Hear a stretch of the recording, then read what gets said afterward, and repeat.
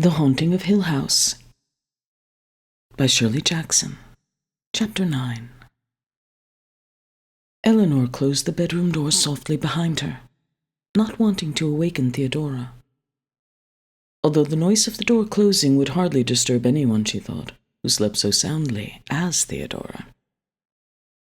"I learned to sleep very lightly," she told herself comfortingly, "when I was listening for my mother." The hall was dim, lighted only by the small nightlight over the stairs, and all the doors were closed. Funny, Eleanor thought, going soundlessly in her bare feet along the hall carpet. It's the only house I ever knew where you don't have to worry about making noise at night, or at least about anyone knowing it's you. She had awakened with the thought of going down to the library, and her mind had supplied her with a reason. "I cannot sleep," she explained to herself, "and so I'm going downstairs to get a book. If anyone asks me where I'm going, it is down to the library to get a book, because I cannot sleep." It was warm, drowsily, luxuriously warm. She went barefoot and in silence down the great staircase and to the library door before she thought, "But I can't go in there. I'm not allowed in there," and recoiled in the doorway before the odor of decay which nauseated her. "Mother," she said aloud and stepped quickly back. "Come along," a voice answered distinctly upstairs, and Eleanor turned, eager, and hurried to the staircase. "Mother?" she said softly, and then again, "Mother?" A little soft laugh floated down to her, and she ran, breathless, up the stairs, and stopped at the door looking to the right and left, along the hallway, at the closed doors. "You're here somewhere," she said, and down the hall the little echo went slipping in a whisper on the tiny currents of air. "Somewhere," it said, "somewhere." Laughing, Eleanor followed, running soundlessly down the hall to the nursery doorway. The cold spot was gone, and she laughed up at the two grinning faces looking down at her. "Are you in here?" she whispered outside the door. "Are you in here?" and knocked, pounding with her fists. "Yes." It was Mrs. Montague inside, clearly just awakened. "Yes, come in, whatever you are." No, Eleanor thought, hugging herself and laughing silently. "Not in there, not with Mrs. Montague," and slipped away down the hall, hearing Mrs. Montague behind her, calling, "I am your friend. I intend you no harm. Come in. Tell me what is troubling you." She won't open her door, Eleanor thought wisely. She's not afraid, but she won't open her door, and knocked, pounding, against Arthur's door, and heard Arthur's awakening gasp. Dancing, the carpet soft under her feet, she came to the door behind which Theodora slept. Faithless Theo, she thought. Cruel, laughing Theo. "Wake up! Wake up! Wake up!" and pounded and slapped the door laughing, and shook the doorknob, and then ran swiftly down the hall to Luke's door, and pounded. "Wake up!" she thought. "Wake up and be faithless." "None of them will open their doors," she thought. "They will sit inside with the blankets pressed around them, shivering and wondering what is going to happen to them next. Wake up," she thought, pounding on the doctor's door. "I dare you to open your door and come out to see me dancing in the hall of Hill House." Then Theodora startled her by calling out wildly, "Nell! Nell! Dr. Luke! Nell's not here!" Poor house, Eleanor thought. I had forgotten Eleanor. Now they will have to open their doors. And she ran quickly down the stairs, hearing after her the doctor's voice, raised anxiously, and Theodora calling, "Nell? Eleanor?" What fools they are, she thought. Now I will have to go into the library. "Mother, Mother," she whispered. "Mother?" And stopped at the library door, sick. Behind her, she could hear them talking upstairs in the hall. Funny, she thought. I can feel the whole house. And even heard Mrs. Montague protesting, and Arthur. And then the doctor clearly, "We've got to look for her. Everyone, please, hurry." Well, I can hurry too, she thought, and ran down the corridor to the little parlor, where the fire flickered briefly at her when she opened the door. And the chessmen sat where Luke and the doctor had left their game. The scarf Theodora had been wearing lay across the back of her chair. I can take care of that, too, Eleanor thought, her maid's pathetic finery, and put one end of it between her teeth and pulled, tearing, and then dropped it when she heard them behind her on the stairs. They were coming down all together, anxious, telling one another where to look first, now and then calling, "Eleanor, Nell." "Coming, coming," she heard far away, somewhere else in the house. And she heard the stairs shake under their feet, and a cricket stir on the lawn. Daring, gay, she ran down the corridor again to the hall, and peeked out at them from the doorway. They were moving purposefully all together, straining to stay near one another, and the doctor's flashlight swept the hall and stopped at the great front door, which was standing open wide. Then, in a rush, calling, "Eleanor, Eleanor," they ran all together across the hall and out the front door, looking and calling, the flashlight moving busily. Eleanor clung to the door and laughed until tears came into her eyes. What fools they are, she thought. We trick them so easily. They are so slow and so deaf and so heavy. They trample over the house, poking and peering and rough. She ran across the hall and through the game room and into the dining room, and from there into the kitchen with its doors. It's good here, she thought. I can go in any direction when I hear them.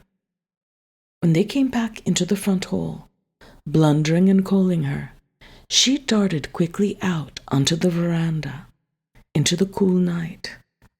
She stood with her back against the door, the little mists of Hill House curling around her ankles, and she looked up at the pressing, heavy hills, gathered comfortably into the hills, she thought, protected and warm.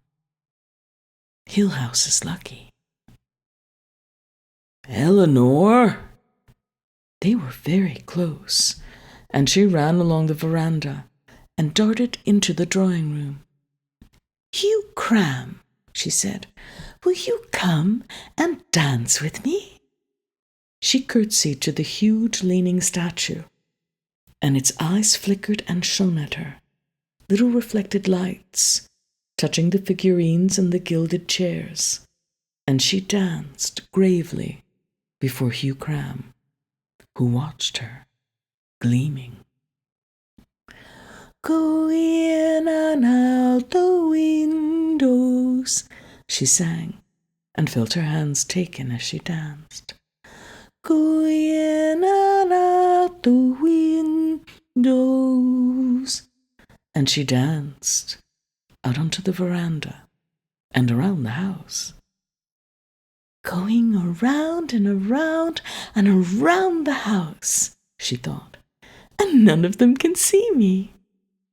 She touched a kitchen door as she passed, and 6 miles away Mrs. Dudley shuddered in her sleep.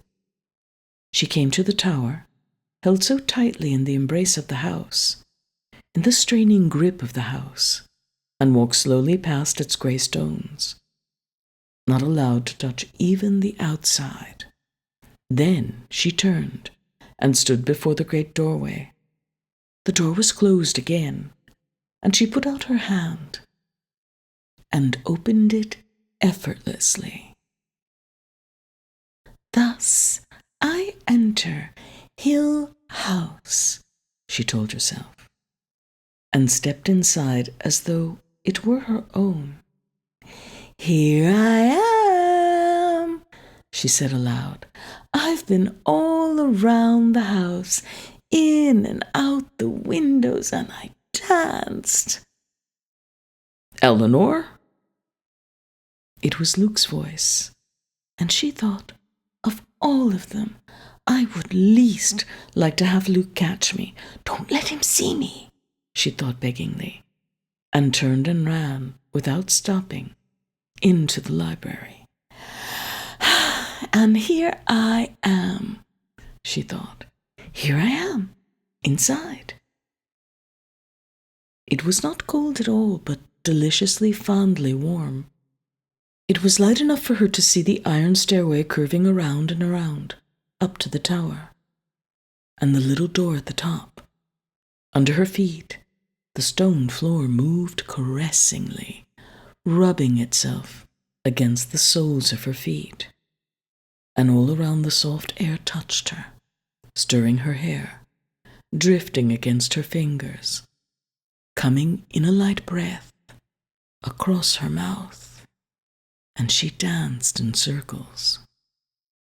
No stone lions for me, she thought. No oleanders. I have broken the spell of Hill House, and somehow come inside. I am home, she thought, and stopped in wonder at the thought. I am home. I am home, she thought. Now to climb. Climbing the narrow iron stairway was intoxicating. Going higher and higher, around and around, looking down, clinging to the slim iron railing, looking far, far down, onto the stone floor. Climbing, looking down, she thought of the soft green grass outside, and the rolling hills, and the rich trees.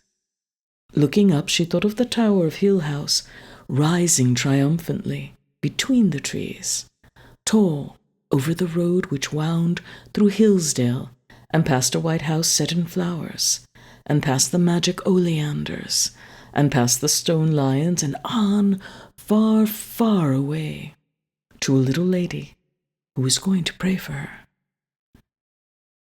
Time is ended now, she thought.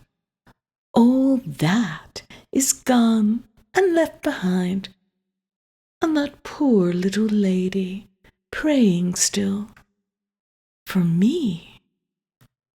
Eleanor. For a moment, she could not remember who they were. Had they been guests of hers in the house of the stone lions? Dining at her long table in the candlelight? Had she met them at the inn, over the tumbling stream? Had one of them come riding down a green hill, banners flying?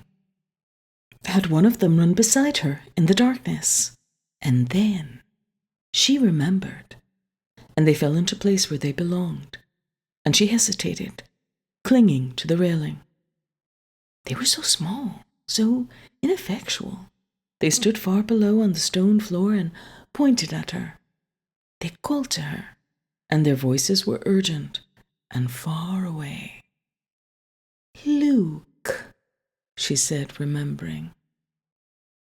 They could hear her because they were quiet when she spoke. Dr. Montague, she said. Mrs. Montague. Arthur. She could not remember the other, who stood silent and a little apart. Eleanor, Dr. Montague called. Turn around very carefully and come slowly down the steps. Move very, very slowly, Eleanor. Hold on to the railing all the time. Now turn and come down. What on earth is that creature doing? Mrs. Montague demanded. Her hair was in curlers, and her bathrobe had a dragon on the stomach. Make her come down, so we can go back to bed, Arthur. Make her come down at once. See here, Arthur began, and Luke moved to the foot of the stairway and started up. For God's sake, be careful, the doctor said, as Luke moved steadily on. The thing is rotted away from the wall. It won't hold both of you, Mrs. Montague said positively. You'll have it down on our heads. Arthur, move over here near the door.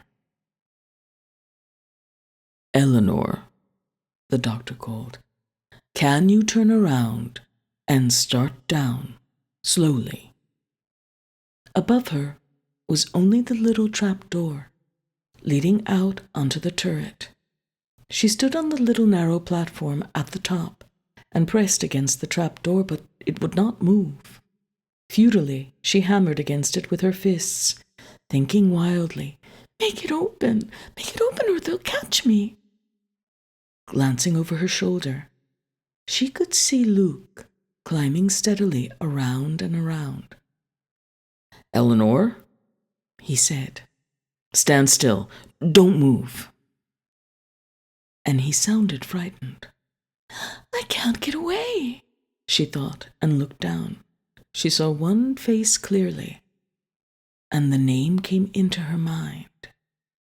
Theodora, she said. Nell, do as they tell you, please. Theodora, I can't get out. The door's been nailed shut. Damn right it's been nailed shut, Luke said, and lucky for you too, my girl. Coming very slowly, he had almost reached the narrow platform. Stay perfectly still, he said. Stay perfectly still, Eleanor, the doctor said. Nell, Theodora said, please, do what they say. Why? Eleanor looked down and saw the dizzy fall of the tower below her, the iron stairway clinging to the tower walls, shaking and straining under Luke's feet, the cold stone floor, the distant, pale, staring faces. How can I get down? She asked helplessly. Doctor, how can I get down? Move very slowly, he said. Do what Luke tells you. Nell, Theodora said, don't be frightened. It will be all right. Really. Of course it'll be all right, Luke said grimly. Probably it'll only be my neck that gets broken. Hold on now. I'm coming onto the platform. I want to get past you so you can go down ahead of me. He seemed hardly out of breath in spite of climbing, but his hand trembled as he reached out to take hold of the railing, and his face was wet. Come on, he said sharply. Eleanor hung back. The last time you told me to go ahead, you never followed, she said. Perhaps I will just push you over the edge, Luke said. Let you smash down there on the floor. Now behave yourself and move slowly. Get past me and start down the stairs, and just hope, he added furiously, that I can resist the temptation to give you a shove. Meekly, she came along the platform and pressed herself against the hard stone wall, while Luke moved cautiously past her. Start down, he said. I'll be right behind you. Precariously, the iron stairway shaking and groaning with every step. She felt her way. She looked at her hand on the railing, white, because she was holding so tight, and at her bare feet, going one at a time, step by step, moving with extreme care, but never looked down again to the stone floor. "Go down very slowly," she told herself. Over and over, not thinking of more than the steps, which seemed almost to bend and buckle beneath her feet. "Go down very, very, very slowly." "Steady," Luke said behind her. "Take it easy now, nothing to be afraid of. We're almost there." Involuntarily below her, the doctor and Theodora held out their arms as though ready to catch her if she fell. And once, when Eleanor stumbled and missed a step, the handrail wavering as she clung to it, Theodora gasped and ran to hold the end of the stairway. "It's all right, my Nellie," she said over and over. "It's all right. It's all right." "Only a little farther," the doctor said, creeping. Eleanor slid her feet down, one step after another, and at last, almost before she could believe it, stepped off onto the stone floor. Behind her the stairway rocked and clanged as Luke leaped down the last few steps and walked steadily across the room to fall against a chair and stop, head down, and trembling still. Eleanor turned and looked up to the infinitely high little spot where she had been standing, at the iron stairway, warped and crooked, and swaying against the tower wall, and said in a small voice, "I ran up. I ran up all the way." Mrs. Montague moved purposely forward from the doorway where she and Arthur had been sheltering against the probable collapse of the stairway. "Does anybody agree with me," she asked with great delicacy, "in thinking that this young woman has given us quite enough trouble tonight? I, for one, would like to go back to bed, and so would Arthur." "Hill House," the doctor began. "This childish nonsense has almost certainly destroyed any chance of manifestations tonight. I can tell you, I certainly do not look to see any of our friends from beyond after this ridiculous performance. So, if you will all excuse me, and if you are sure that you are finished with your posturing and performing and waking up busy people, I will say good night. Arthur?" Mrs. Montague swept out, dragon rampant, quivering with indignation. "Luke was scared," Eleanor said, looking at the doctor and at Theodora. "Luke was most certainly scared," he agreed from behind her. "Luke was so scared he almost didn't get himself down from there. Nell, what an imbecile you are." "I would be inclined to agree with Luke." The doctor was displeased, and Eleanor looked away, looked at Theodora, and Theodora said,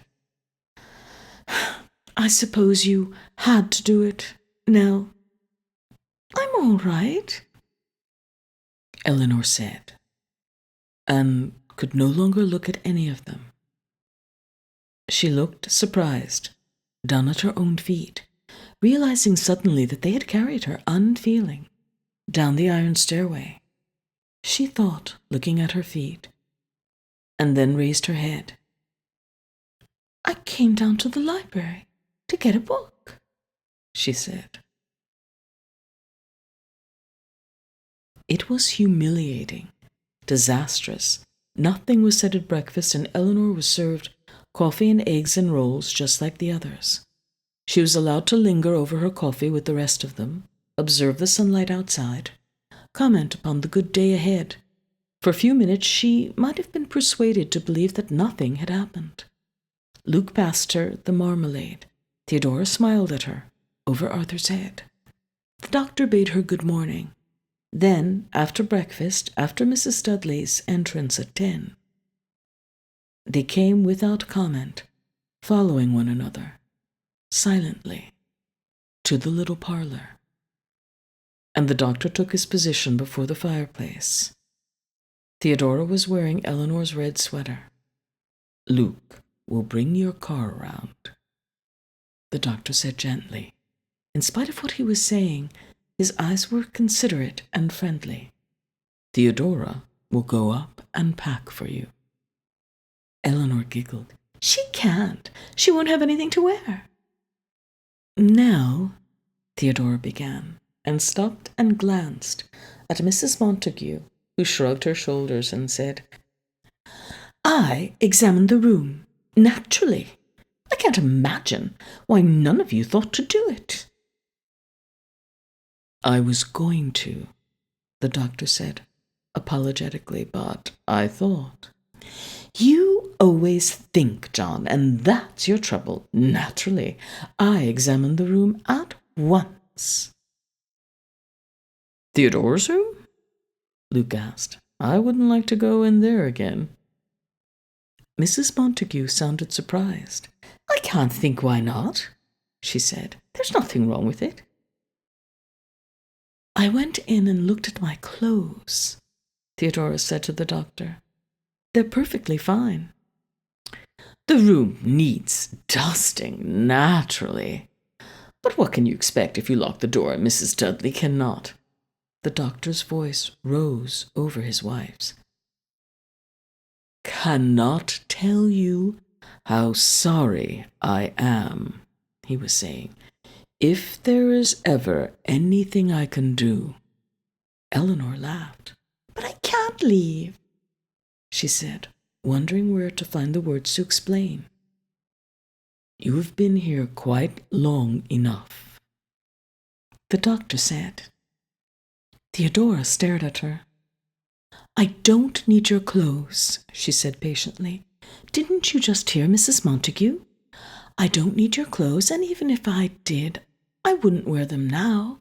Nell, you've got to go away from here." "But I can't leave," Eleanor said, laughing still, because it was so perfectly impossible to explain. "Madam," Luke said somberly, "you are no longer welcome as my guest." "Perhaps Arthur had better drive her back to the city. Arthur could see that she gets there safely." "Gets where?" Eleanor shook her head at them, feeling her lovely heavy hair around her face. "Gets where?" she asked happily. "Why, the doctor said, home, of course." And Theodora said, "Nell, your own little place, your own apartment, where all your things are." And Eleanor laughed. "I haven't any apartment," she said to Theodora. "I made it up. I sleep on a cot at my sister's in the baby's room. I haven't any home, no place at all. And I can't go back to my sister's because I stole her car." She laughed, hearing her own words so inadequate and so unutterably sad. "I haven't any home," she said again, and regarded them hopefully. "No home. Everything in the world that belongs to me is in a carton in the back of my car. That's all I have. Some books and things I had when I was a little girl, and a watch my mother gave me. So, you see, there's no place you can send me." I could, of course, go on and on, she wanted to tell them, seeing always their frightened, staring faces. I could go on and on, leaving my clothes for Theodora. I could go wandering and homeless errant, and I could always come back here. It would be simpler to let me stay, more sensible. She wanted to tell them, happier. I want to stay here, she said to them. I've already spoken to the sister, Mrs. Montague said importantly. I must say she asked first about the car. A vulgar person. I told her she need have no fear. You were very wrong, John, to let her steal her sister's car and come here. My dear, Dr. Montague began and stopped, spreading his hands helplessly. At any rate, she is expected. The sister was most annoyed at me because they had planned to go off on their vacation today. Although why she should be annoyed at me, Mrs. Montague scowled at Eleanor. I do think someone ought to see her safely into their hands, she said. The doctor shook his head. It would be a mistake, he said slowly. It would be a mistake to send one of us with her. She must be allowed to forget everything about this house. As soon as she can. We cannot prolong the association. Once away from here, she will be herself again. Can you find your way home? He asked Eleanor. And Eleanor laughed. I'll go and get that packing done, Theodora said. Luke, check her car and bring it around. She's only got one suitcase. Walled up alive? Eleanor began to laugh again at their stone faces. Walled up alive? I want to stay here. They made a solid line along the steps of Hill House, guarding the door. Beyond their heads, she could see the windows looking down, and to one side, the tower waited confidently. She might have cried, if she could have thought of any way of telling them why. Instead, she smiled brokenly up at the house, looking at her own window, at the amused certain face of the house, watching her, quietly. The house was waiting now, she thought, and it was waiting for her. No one else could satisfy it. The house wants me to stay, she told the doctor, and he stared at her. He was standing very stiff and with great dignity, as though he expected her to choose him instead of the house. As though, having brought her here, he thought that by unwinding his directions, he could send her back again. His back was squarely turned to the house, and looking at him honestly, she said, I'm sorry. I'm terribly sorry. Really. You'll go to Hillsdale, he said levelly. Perhaps he was afraid of saying too much. Perhaps he thought that a kind word or sympathetic one might rebound upon himself and bring her back. The sun was shining on the hills and the house and the garden and the lawn and the trees and the brook. Eleanor took a deep breath and turned, seeing it all. In Hillsdale, turn onto Route 5 going east. At Ashton, you will meet Route 39, and that will take you home. For your own safety, he added with a kind of urgency. For your own safety, my dear.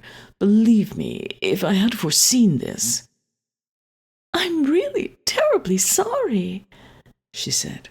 We can't take chances, you know, any chances. I am only beginning to perceive what a terrible risk I was asking of you all. Now, he sighed and shook his head. You'll remember, he asked, to Hillsdale, and then Route 5. Look, Eleanor was quiet for a minute, wanting to tell them all exactly how it was. I wasn't afraid, she said at last. I really wasn't afraid. I'm fine now. I was happy. She looked earnestly at the doctor. Happy, she said. I don't know what to say, she said, afraid again that she was going to cry. I don't want to go away from here. There might be a next time, the doctor said sternly. Can't you understand? that we cannot take that chance. Eleanor faltered. "Someone is praying for me," she said foolishly. "A lady I met a long time ago." The doctor's voice was gentle, but he tapped his foot impatiently. "You will forget all of this quite soon," he said. "You must forget everything about Hill House. I was so wrong to bring you here," he said. "How long have we been here?" Eleanor asked suddenly. "A little over a week. Why?" "It's the only time anything's ever happened to me. I liked it." "That," said the doctor, "is why you are leaving in such a hurry." Eleanor closed her eyes and sighed, feeling and hearing and smelling the house. A flowering bush beyond the kitchen was heavy with scent, and the water in the brook moved sparkling over the stones. Far away upstairs, perhaps in the nursery, a little eddy of wind gathered itself and swept across the floor, carrying dust. In the library, the iron stairway swayed, and light glittered on the marble eyes of Hugh Grain. Theodora's yellow shirt hung neat and unstained. Mrs. Dudley was setting the lunch table for 5. Hill House watched, arrogant and patient. "I won't go away," Eleanor said up to the high windows. "You will go away," the doctor said, showing his impatience at last. "Right now." Eleanor laughed and turned, holding out her hand. "Luke," she said, and he came toward her, silent. "Thank you for bringing me down last night," she said. "That was wrong of me. I know it now, and you were very brave." "I was indeed," Luke said. "It was an act of courage far surpassing any other in my life, and I'm glad to see you going now, because I would certainly never do it again." "Well, it seems to me," Mrs. Montague said, "if you're going, you better get on with it. I've no quarrel with saying goodbye, although I personally feel that you've got an exaggerated view of this place, all of you. But I do think we've got better things to do than stand here arguing when we all know you've got to go. You'll be a time as it is, getting back to the city and your sister waiting to go on her vacation." Arthur nodded. "Cheerful farewells," he said. "Don't hold with them myself." Far away, in the little parlor, the ash dropped softly in the fireplace. "John," Mrs. Montague said, "Possibly it would be better if Arthur—" "No," the doctor said strongly. "Eleanor has got to go back the way she came." "And who do I have to thank for a lovely time?" Eleanor asked. The doctor took her by the arm, with Luke beside her, led her to her car, and opened the door for her. The carton was still on the back seat. Her suitcase was on the floor, her coat and pocketbook on the seat. Luke had left the motor running. "Doctor," Eleanor said, clutching at him. "Doctor." "I'm sorry," he said. "Goodbye." "Drive carefully," Luke said politely. "You can't just make me go," she said wildly. "You brought me here." "And I am sending you away," the doctor said. "We won't forget you, Eleanor, but right now the only important thing for you is to forget Hill House and all of us. Goodbye." "Goodbye," Mrs. Montague said firmly from the steps, and Arthur said, "Goodbye. Have a good trip." Then Eleanor, her hand on the door of the car, stopped and turned. "Theo," she said inquiringly, and Theodora ran down the steps to her.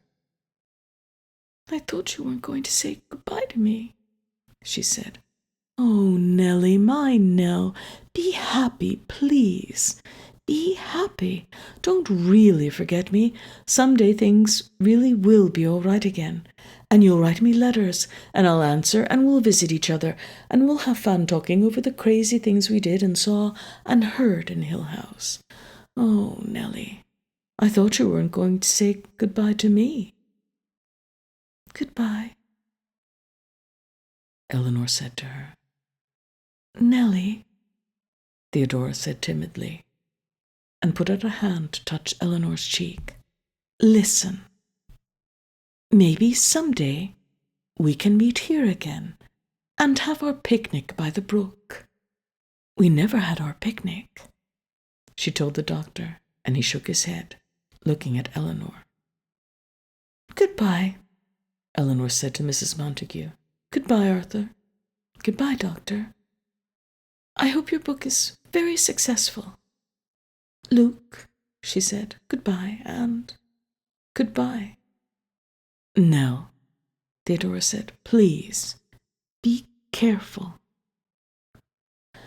"Goodbye," Eleanor said, and slid into the car. It felt unfamiliar and awkward. "I am too used already to the comforts of Hill House," she thought, and reminded herself to wave a hand from the car window. "Goodbye," she called, wondering if there had ever been another word for her to say. "Goodbye, goodbye." Clumsily, her hands fumbling, she reached the brake and let the car move slowly. They waved back at her dutifully, standing still, watching her. "They will watch me down the drive as far as they can," she thought. "It is only civil for them to look at me until I am out of sight. So now I'm going, journey's end and lover's meeting, but I won't go," she thought, and laughed aloud to herself. "Hill House is not as easy as they are. Just by telling me to go away, they can't make me leave. Not if Hill House means me to stay. Go away, Eleanor," she chanted aloud. "Go away, Eleanor. We don't want you any more, not in our Hill House. Go away, Eleanor. You can't stay here." "But I can," she sang. "But I can. They don't make the rules around here. They can't turn me out, or shut me out, or laugh at me, or hide from me. I won't go. And Hill House belongs to me." With what she perceived as quick cleverness, she pressed her foot down hard on the accelerator. "They can't run fast enough to catch me this time," she thought. "But by now they must be beginning to realize. I wonder who notices first. Luke, almost certainly. I can hear them calling now," she thought, and the little footsteps running through Hill House, and the soft sound of the hills pressing closer. "I am really doing it," she thought, turning the wheel to send the car directly at the great tree at the curve of the driveway. "I am really doing it. I am doing this all by myself now. At last, this is me. I am really, really, really doing it by myself." In the unending, crashing second, before the car hurled into the tree, she thought clearly. "Why am I doing this? Why am I doing this? Why don't they stop me?" Mrs. Sanderson was enormously relieved to hear that Dr. Montague and his party had left Hill House. She would have turned them out, she told the family lawyer, If Dr. Montague had shown any sign of wanting to stay, Theodora's friend, mollified and contrite, was delighted to see Theodora back so soon. Luke took himself off to Paris, where his aunt fervently hoped he would stay for a while. Dr. Montague finally retired from active scholarly pursuits after the cool, almost contemptuous reception of his preliminary article analyzing the psychic phenomena of Hill House. Hill House itself, not sane, stood against its hills, holding darkness within. It had stood so for 80 years, and might stand for 80 more. Within, its walls continued upright, bricks met neatly, floors were firm, and the doors were sensibly shut. Silence lay steadily against the wood and stone of Hill House. And whatever walked there, walked alone.